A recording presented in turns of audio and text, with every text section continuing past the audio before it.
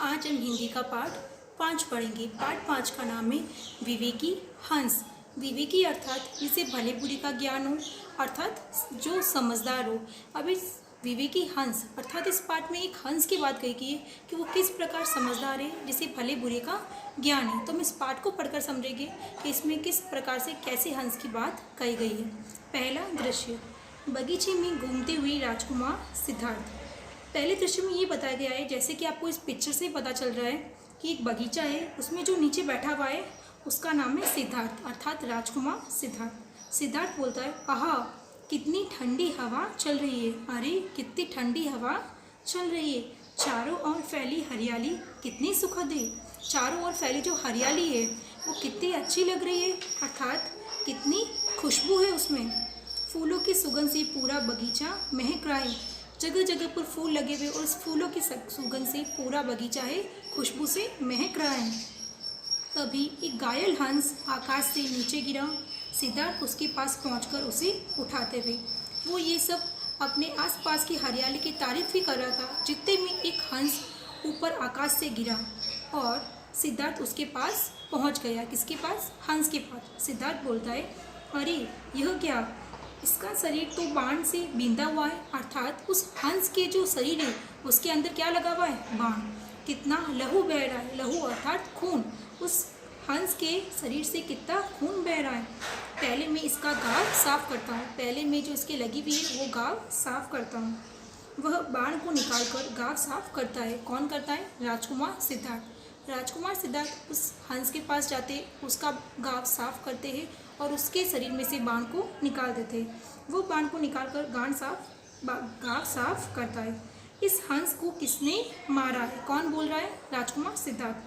पीछे से आवाज़ आती है, कहाँ गया मेरा हंस? देवदत्त आता है, उसके हाथ में धनुष है। जैसे ही वो पूछता है, जितने से पीछे से आवाज़ आती है, कहाँ गया मेरा हंस? कौन है? एक देवदत्त, राजकुमार देवदत्त, जिसके हाथ में क्या है? धनुष। राजकुमार देवदत्त है जिसके हाथ में धनुष है और राजकुमार सिद्धार्थ है जिसके हाथ में हंस है।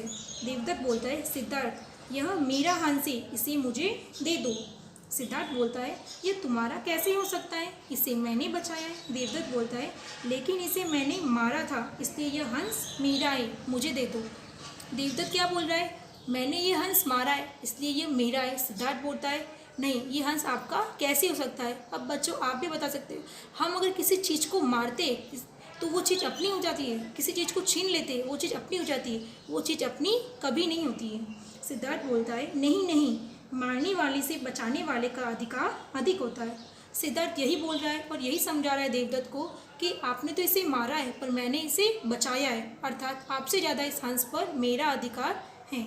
देवदत्त बोलता है, अधिकार मैं नहीं जानता, मुझे मेरा हंस दे दो। कि मैं नहीं जानता किस पर किसका अधिकार है, यह हंस तो मेरा है, इसे मुझे दे दो। सिद्धार्थ बोलता है, नहीं मैं हंस नहीं दूंगा। देवदत्त बोलता है, क्या कहा? नहीं दोगे तो फिर आ जाओ मैदान में, मेरा सामना करो। कौन बोल रहा है? देवदत्त सिद्धार्थ को बोल रहा है, अगर आप ये हंस नहीं दे सकते तो मैदान में आ जाओ, मेरे साथ युद्ध करो, फिर बताता हूँ ये हंस किसका है। तभी मंत्री आकर उन्हें रोकते हैं। तभी वहाँ पर उस राजा के मंत्री आ जाते हैं। सिद्धार्थ मंत्री को सारी बात बताता है और समझाकर बताता है, आप ही बताइए मंत्री जी, यह हंस किसका है? मंत्री बोलता है, इसका निर्णय तो राज दरबार में ही किया जाएगा। राज दरबार अर्थात राजा का दरबार, कोर्ट। मंत्री दोनों को राजा के दरबार में ले जाते हैं। किस किस को? राजकुमार सिद्धार्थ को और राजकुमार देवदत्त को। अब तक पहले दृश्य में हमको यही समझ में आया है कि राजकुमार देवदत्त ने धनुष से हंस को मारा है और राजकुमार सिद्धार्थ ने उसे बचाया। अब इन दोनों में इस चीज़ की लड़ाई है कि ये हंस मेरा है। अब आप ही बताओ बच्चों कि हंस राजकुमार सिद्धार्थ का होना चाहिए या राजकुमार देवदत्त का? राजकुमार सिद्धार्थ ने एकदम सही बात कही है कि मारने वाले से बड़ा बचाने वाला होता है। तो हम दूसरा दृश्य पढ़ के बताएंगे कि आखिर में ये हंस किसका है। दूसरा दृश्य, राजा शुद्धोधन का दरबार। मंत्री बोलता है, महाराज की जय हो, महाराज की जय हो। सारी घटना समझाते हुए अब आप ही निर्णय कीजिए कि ये हंस किसका है। मंत्री राजा को सारी बात बता देता है और बोलता है, आप ही बताइए और आप ही निर्णय कीजिए कि ये हंस किसका है। राजा बोलते, दोनों राजकुमारी के बीच हंस को रख दीजिए, वह स्वयं ही सही पात्र चुन लेगा। अब सभी सभा में सोचने लगते, हंस को क्या पता, हंस क्या चुनाव करेगा कि वह किसके पास जाएगा, कौन सही है। पर राजा ने अपना दिमाग अच्छी तरह से लगाया। उसने क्या बोल दिया, हंस को आप बीच में रख दीजिए, हंस को सब पता है कि कौन सही है। वो राजकुमार सिद्धार्थ के पास जाएगा तो वो उसका हो गया, और राजकुमार देवदत्त के पास जाएगा तो वो उसका हो गया। हंस को बीच में छोड़ दिया जाता है। वो धीरे धीरे राजकुमार सिद्धार्थ के पास चला जाता है। अब हंस में भी देखो कितना दिमाग है, वो धीरे धीरे किसके पास चला गया, राजकुमार सिद्धार्थ के पास। मंत्री बोलता है, देखिए महाराज, नील, शेर, विवेकी। हंस ने स्वयं ही निर्णय कर लिया। नील, शेर, विवेकी अर्थात समझदार। वो हंस कैसा था, विवेकी, समझदार, भले बुरे को अच्छी तरह से जानता था। उसे भी पता था कि राजकुमार देवदत्त ने तो मुझे धनुष से मार दिया था, पर राजकुमार सिद्धार्थ ने ही मुझे आज बचाया है। आज मैं जिंदा हूँ तो सिर्फ राजकुमार सिद्धार्थ की वजह से ही हूँ। वो हंस राजकुमार सिद्धार्थ के पास चला जाता है।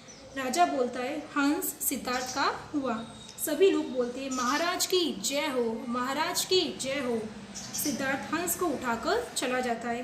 अतः हंस के व्यवहार ने बता दिया कि मारने वाले से बड़ा बचाने वाला होता है। अर्थात बच्चों, आपको इस पाठ से यही शिक्षा मिलती है कि हमें भी किसी लोग को बचाना चाहिए। किसी को मारने से अच्छा है उसको बचाओ। मारने वाले से बड़ा कौन होता है, बचाने वाला। धन्यवाद।